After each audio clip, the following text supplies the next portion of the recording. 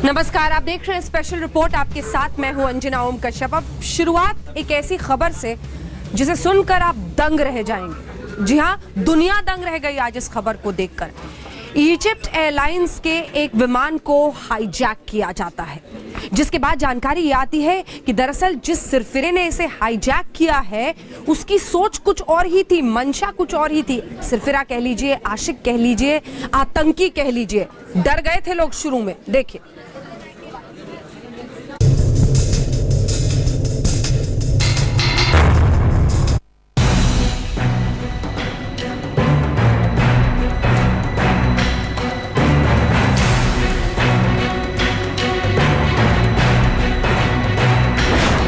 प्यार के लिए प्लेन हाईजैक। बीवी को मनाने के लिए किया प्लेन हाईजैक। जब नाराज होकर साइप्रस चली गई बीवी, प्लेन हाईजैक करके साइप्रस में उतरवा लिया।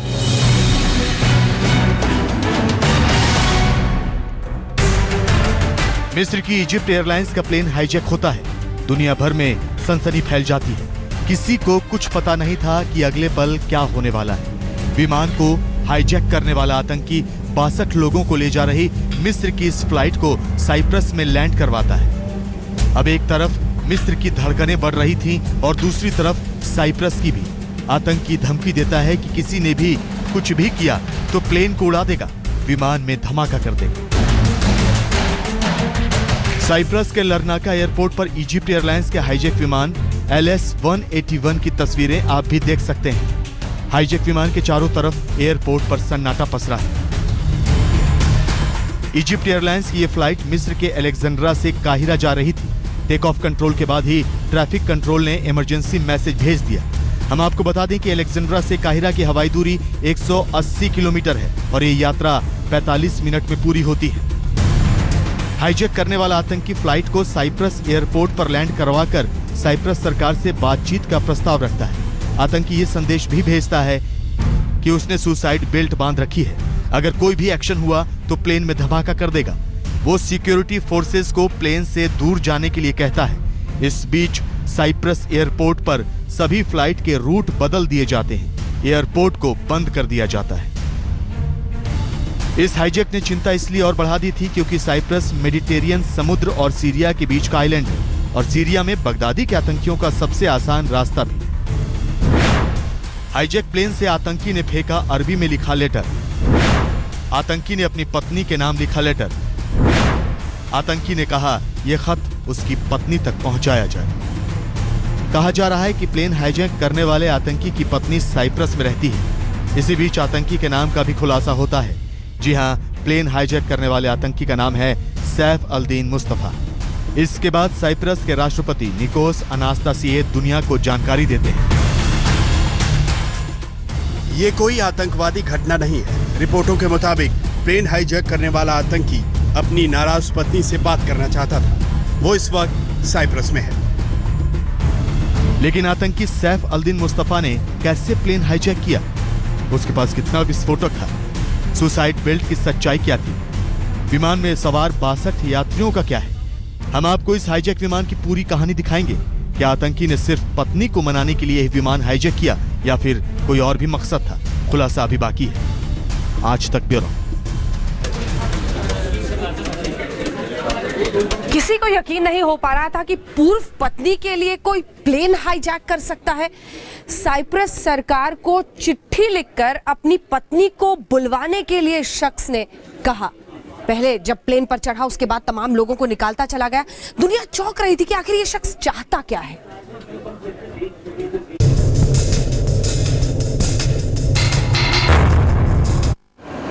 Minimums 200.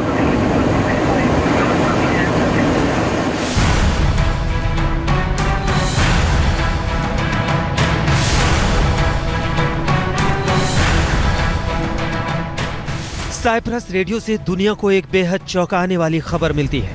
एक प्लेन की इमरजेंसी लैंडिंग की पुष्टि होती है। इसके बाद इजिप्ट एयरलाइंस की तरफ से एक ट्वीट आता है। इजिप्ट एयरलाइंस की फ्लाइट संख्या MS-181 हाईजैक हो चुकी है। हाईजैकर ने सुसाइड बेल्ट डेटोनेट करने की धमकी दी है।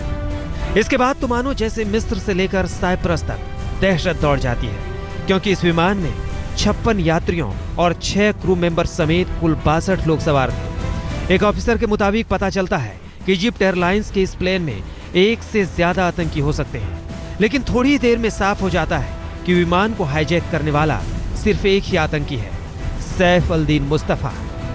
आतंकी की उम्र 27 साल के करीब बताई जाती है। मुस्तफा साइप्रस में राजनीतिक शरण की भी मांग करता है। बताया जा रहा है कि यह हाईजैकर मिस्र की अलेक्जेंड्रिया यूनिवर्सिटी का प्रोफेसर है। प्लेन हाईजैक करने के बाद आतंकी एक डिमांड रखता है, और डिमांड ये कि सुरक्षा बलों को प्लेन से दूर हटा दिया जाए। इसके बाद वो 20 महिलाओं और बच्चों को उतार देगा, और वो ऐसा करता भी है। आप तस्वीरों में देख सकते हैं विमान से उतरते हुए लोगों को। हाईजैक प्लेन से रिहा हुए इन लोगों को बस में बिठाया जा रहा है और सुरक्षित जगह पर ले जाया जा रहा है। हम आपको यह भी बता दें कि इस प्लेन में अमेरिकन और ब्रिटिश नागरिक भी यात्रा कर रहे थे। थोड़ी देर बाद आतंकी मुस्तफा 5 विदेशी पैसेंजर के अलावा सभी को रिहा कर देता है।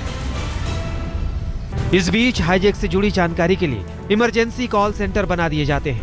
इजिप्ट के लिए 0800-7777-000 नंबर जारी किया जाता है, जबकि इंटरनेशनल कॉल सेंटर का नंबर 202-2598-932029 भी मुहैया करा दिया जाता है, ताकि यात्रियों को सारी जानकारी मिल सके।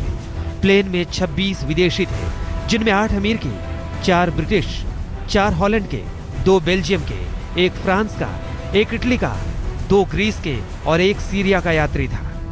लेकिन शुरुआत में आतंकी साफ तौर पर अपनी कोई भी शर्त या मांग साफ तौर पर नहीं बताता। ऐसे में मिस्र और साइप्रस की चिंता और बढ़ जाती है। गनीमत वाली बात यह थी कि वो धीरे धीरे करके काफी यात्रियों को रिहा कर चुका था, लेकिन बाद में वो अरबी में लिखा एक खत फेंकता है, जिससे उसका मकसद साफ हो जाता है। और यह खुलासा भी होता है कि प्लेन हाईजैकर मुस्तफा ने अपनी पूर्व पत्नी को मनाने के लिए प्लेन हाईजैक किया। मुस्तफा मिस्र का रहने वाला है, लेकिन उसकी पत्नी उससे रिश्ता तोड़कर साइप्रस चली आई थी। Been informed his wife or his ex-wife is in Cyprus, so he just wanted to have an asylum. But again, in no way is this justified under any circumstances. There's no excuse whatsoever. Plane hijacker Mustafa अपनी पत्नी से मिलने की भी मांग रखता है, और साइप्रस सरकार हाईजैकर की पूर्व पत्नी को उससे मिलाने का भरोसा देती है। अब इसे हाईजैकर की सनक कह सकते हैं कि प्यार के लिए उसने प्लेन का हाईजैक कर लिया। प्यार की सनक में उसने 2 मुल्कों को हिला कर रख दिया। प्यार को पाने के लिए हाईजैकर ने प्लेन में सवार 62 लोगों की धड़कनें बढ़ा दी। आज तक ब्यूरो। स्पेशल रिपोर्ट में एक बार फिर से आपका स्वागत है। ब्रसल्स में हुआ था आतंकी हमला, लेकिन दहला सिर्फ ब्रसल्स नहीं था। जी हां, 4 साल से वहां रहने वाला राघवेंद्र जब वापस मां के पास लौटा तो ताबूत में। सोचिए उस परिवार का गम। ब्रसल्स में 4 साल से बसा हुआ था, एक अच्छी जिंदगी जी रहा था कि अचानक यह हादसा हो गया।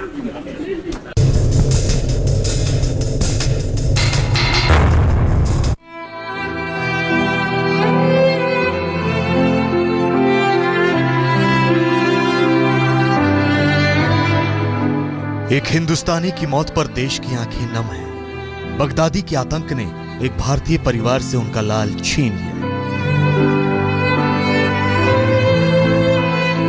बगदादी के आतंक ने एक हिंदुस्तानी परिवार को जिंदगी भर का गम दे दिया। आप तस्वीरों में देख सकते हैं, ब्रसेल्स सीरियल ब्लास्ट में मारे गए हिंदुस्तानी राघवेंद्र का पार्थिव शरीर चेन्नई लाया गया है।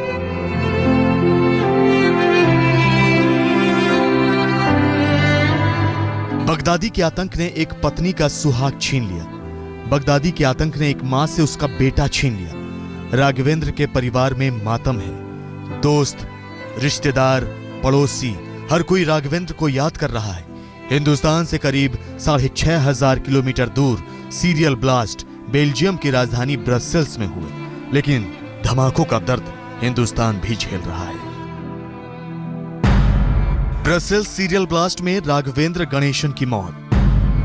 ब्रसेल्स के मालबीक मेट्रो स्टेशन पर धमाके में हुई मौत। राघवेंद्र गणेशन के ठीक बगल में खड़ा था आतंकी। धमाकों के 6 दिन बाद हुई राघवेंद्र की मौत की पुष्टि। आज हम आपको दिखाएंगे कि कैसे राघवेंद्र की मौत पर पूरे 6 दिन तक सस्पेंस बना रहा। भारत सरकार से लेकर बेल्जियम में भारतीय राजदूत मंजीव पुरी ब्रसेल्स में राघवेंद्र गणेशन को खोजते रहे। कैसे राघवेंद्र का परिवार और उनकी पत्नी, उनके रिश्तेदार, दोस्त राघवेंद्र की सलामती के लिए दुआएं मांगते रहे।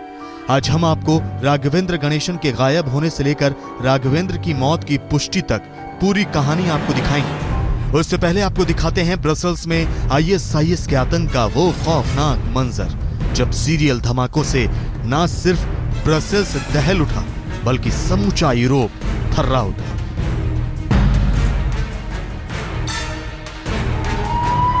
सुबह का वक्त था। ब्रसेल्स के जेवेंटम एयरपोर्ट पर एक के बाद एक 2 धमाके होते हैं। कई भारतीय भी इस धमाके में घायल हो जाते हैं। ब्रसेल्स दहल उठता है। अभी ब्रसेल्स की पुलिस कुछ समझ पाती, तीसरा धमाका मालबीक मेट्रो स्टेशन पर होता है। इन धमाकों में 35 लोगों की मौत हो जाती है, 300 से ज्यादा घायल हो जाते हैं। हम आपको बता दें कि मालबीक मेट्रो स्टेशन के धमाके की चपेट में हिंदुस्तान के राघवेंद्र गणेशन भी आ जाते हैं और उनकी भी मौत हो जाती है। लेकिन धमाकों में भारतीयों की जब खैरियत ली जाती है तो उसमें राघवेंद्र गणेशन का कोई सुराग नहीं मिलता। राघवेंद्र ब्रसेल्स में इन्फोसिस कंपनी में काम कर रहे थे।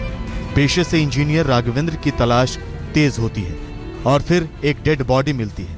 कुछ सबूतों के आधार पर यह तय हो जाता है कि यह डेड बॉडी राघवेंद्र की है। बेल्जियम अथॉरिटीज एक DNA टेस्ट कराती है, ये कंफर्म करने के लिए कि जो बॉडी उन्हें मिली है वो हादसे में मारे गए लापता इंजीनियर राघवेंद्र की है या नहीं। और DNA टेस्ट में ये पुष्टि हो जाती है कि राघवेंद्र की मौत हो चुकी है। बताया जाता है कि बेल्जियम में मेडिकल आइडेंटिफिकेशन प्रोसेस काफी सख्त है। राघवेंद्र की डेड बॉडी को उनकी ससुराल यानी चेन्नई लाया गया है और यहाँ पर होगा उनका अंतिम संस्कार। राघवेंद्र के माता पिता और भाई बेल्जियम से उनके बॉडी को चेन्नई लेकर आए और राघवेंद्र की ससुराल का घर है चेन्नई में और हाल ही में ही उनकी पत्नी वैशाली ने ब्राजील से चेन्नई आए थे। राघवेंद्र को 1.25 महीने के एक बेटा है। जी हाँ, चेन्नई के चितलापखम में राघवेंद्र का पार्थिव शरीर लाया गया है। राघवेंद्र गणेशन का पूरा परिवार वैसे तो मुंबई में रहता है, लेकिन राघवेंद्र की पत्नी वैशाली ने करीब 40 दिन पहले ही उनके बेटे को जन्म दिया है, लिहाजा वो चेन्नई अपने मायके में है। ऐसे में राघवेंद्र का पूरा परिवार भी ब्रसेल्स से मुंबई ना आकर सीधे चेन्नई ही पहुंचा है और यहीं पर उनका अंतिम संस्कार किया जाएगा। चेन्नई से अक्षय नाथ के साथ आज तक ब्यूरो। 22 मार्च को जिस मेट्रो पर राघवेंद्र सवार थे, यकीन करना मुश्किल है उसी मेट्रो पर वो आत्मघाती हमलावर भी जिसने ब्रसेल्स में आतंकी हमला किया था साथ ही सवार था। वो बिल्कुल करीब खड़ा था। किसी ने नहीं सोचा था कि अचानक मौत इस तरह से उन पर हावी हो जाएगा। 1 घंटे तक उसी दिन तो बातचीत की थी राघवेंद्र ने अपनी मां से स्काइप पर, निकलने से पहले, मेट्रो पर सवार होने से पहले।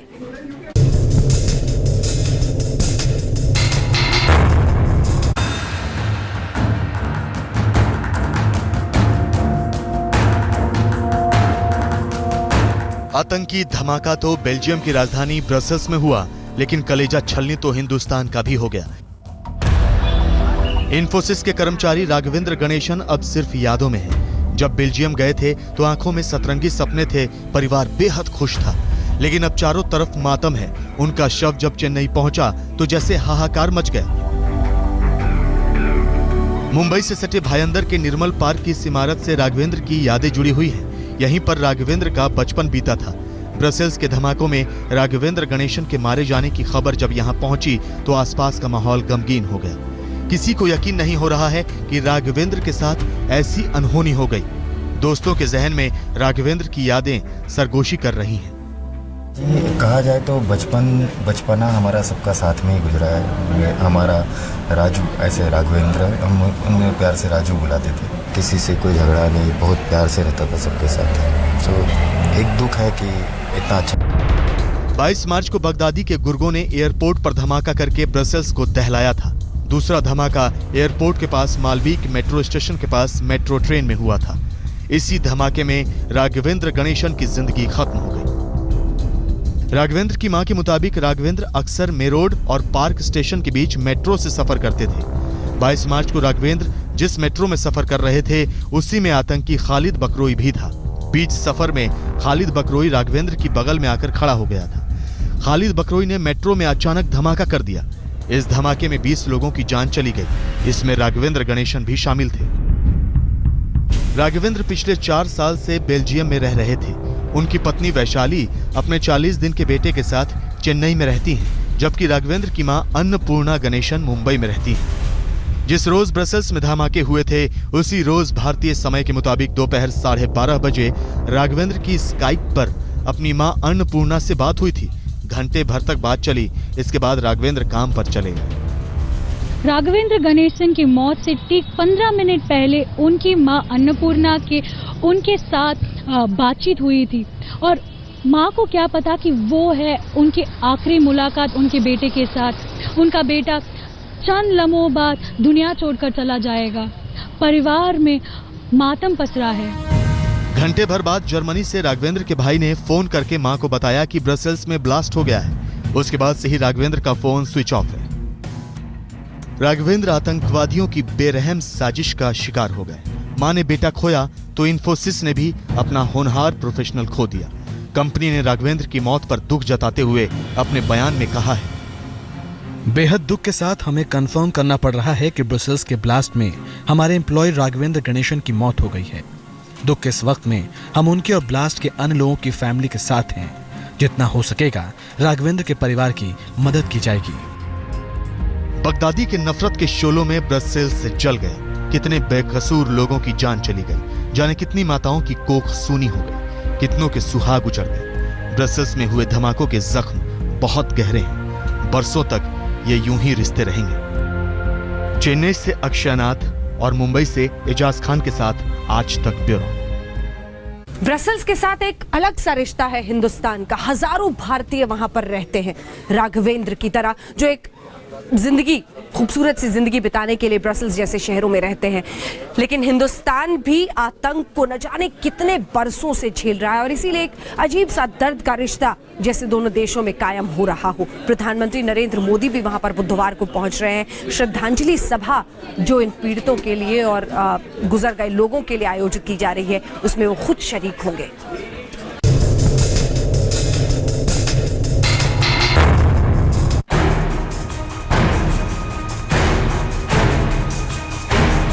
आतंक के धमाकों से बेल्जियम का कलेजा छलनी है।